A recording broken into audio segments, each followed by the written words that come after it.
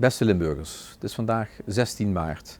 Dank dat ik de gelegenheid krijg om via dit medium u toe te spreken en u iets te vertellen over de bestrijding van het coronavirus in deze provincie, maar met name over wat die bestrijding met ons Limburgers doet en wat dat met mij doet. We hebben vandaag de eerste dag meegemaakt dat scholen dicht zijn, dat de horeca dicht is en dat zeg maar alle maatregelen die in het weekend zijn afgekondigd ook van kracht zijn. En dat heeft een enorme impact op ons dagelijks leven, op de manier zoals wij met elkaar verkeren en met elkaar samen omgaan in deze provincie. Ik geef u een voorbeeld, we hebben vandaag moeten zeggen dat de Passion in Roermond, dat we dat zonder publiek moeten gaan organiseren. Dat Koningsdag niet kan doorgaan op 27 april. Maar dat is misschien nog het minste. Er gaat heel veel niet zoals we dat gewend zijn. Want wij zijn gewend in deze provincie om veel samen te komen, om veel samen te doen. Om samen met elkaar op te trekken, om elkaar te ontmoeten, om samen te vieren, samen te treuren. Om samen zaken te organiseren enzovoort. En net dat kunnen we nu niet met deze maatregelen. En dat betekent dat het ons dat treft in ons dagelijks bestaan, in hoe wij met elkaar verkeren. En dat komt aan en dat komt ook bij mij aan.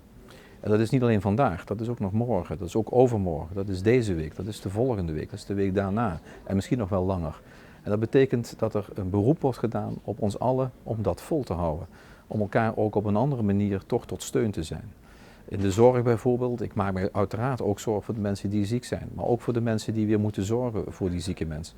Voor de mensen die in essentiële beroepen werkzaam zijn op het gebied van veiligheid of in de voedselketen, dat gaat van boer tot winkelier.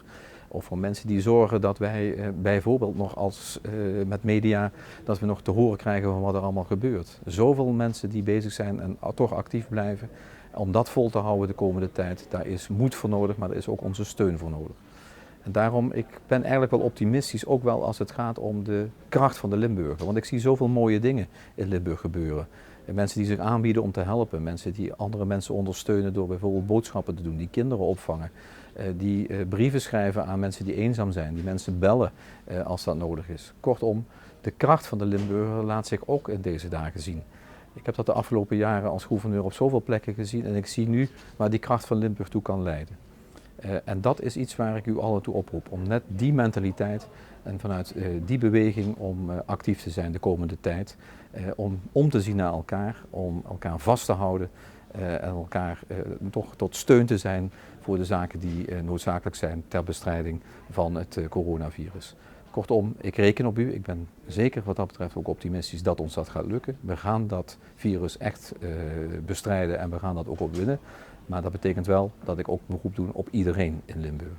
Hartelijk dank.